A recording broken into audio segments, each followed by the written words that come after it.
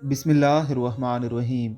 या रसूलुल्लाह सल्लल्लाहु अलैहि वालिहि वसल्लम, मैं शर में मुब्तला ना हो जाऊं। हज़रत हुज़ैफ़ा की रूह लर्ज़ा देने वाली तवील हदीस।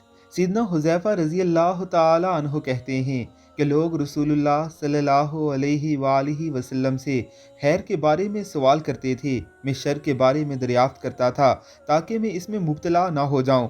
एक दिन मैंने कहा, ए अल्लाह के रसूल सल्लल्लाहु अलैहि वालिहि वसल्लम, हम जहालियत और शर का ज़माना गुजार रहे थे। अल्लाह ताला ने इस्लाम को, जिसे हमने कबूल किया, और आपको हमारी तरफ भेजा। अब सवाल ये है कि क्या इस खैर के बाद फिर शर का गुलबा होगा जैसा कि पहले था। आप सल्लल्लाहु अलैहि वालिहि वसल्लम ने 3 दफ़ा फरमाया, हुज़ैफ़ा, अल्लाह की किताब पढ़ और इसके अहकाम पर अमल कर। मैंने कहा, ए अल्लाह के रसूल, कि इस शर के बाद फिर खैर होगी? आप सल्लल्लाहु अलैहि वसल्लम ने फरमाया, हाँ। मैंने कहा, उससे बचने का क्या तरीका है? आप सल्लल्लाहु अलैहि वसल्लम ने फरमाया, तलवार। मैंने कहा, क्या उस शर के बाद फिर खैर होगी? और एक रवायत में है कि क्या तलवार के बाद खैर का कोई हिस्सा बाकी रहेगा, यानी लड़ाई के बाद इस्लाम बाकी रहेगा? आप सल्लल्लाहु अलैहि वसल्लम ने फरमाया, हाँ। और एक रवायत में है कि अमारत और जमात तो कायम रहेगी, लेकिन मामूली चोनो चरा और दिलों में नफरतें और कीना होगी। ज़ाहिरी सुलह, लेकिन बेबातन लड़ाई होगी। मैंने कहा, कीने का क्या मतलब है?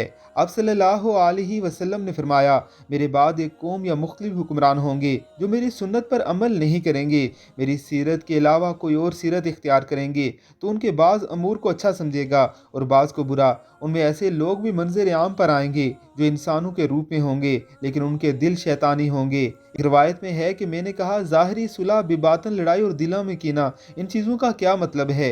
आप सल्लल्लाहु अलैहि वसल्लम ने फरमाया, लोगों के दिल उन खसाइल हमीदा की तरफ नहीं लौटेंगे जिससे वो पहले मुतसिफ थे। मैंने कहा, क्या इस खैर के बाद भी कोई शर होगा?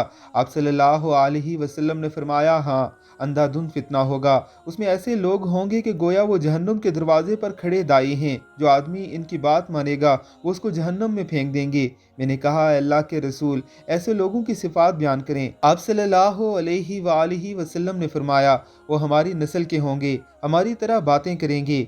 मैंने कहा, अल्लाह के रसूल, अगर ऐसा ज़माना मुझे पा ले तो मेरे लिए क्या हुक्म है?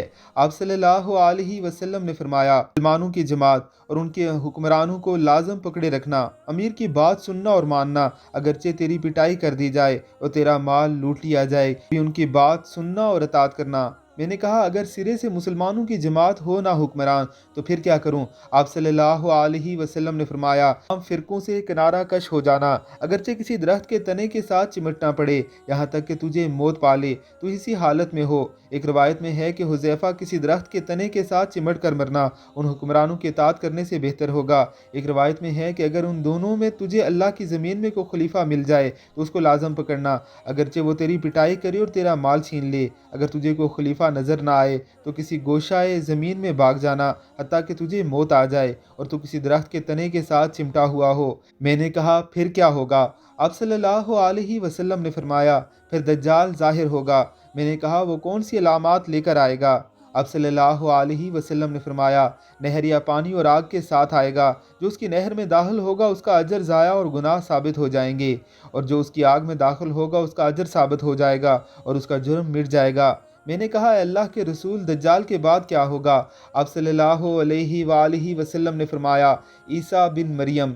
मैंने कहा, फिर क्या होगा? आप सल्लल्लाहु अलैहि वसल्लम ने फरमाया, अगर उस वक्त तेरी गोड़ी का बच्चा पैदा हुआ तो अभी तक इस काबिल नहीं होगा कि तुझ पर सवारी कर सके कि क़यामत कायम हो जाएगी।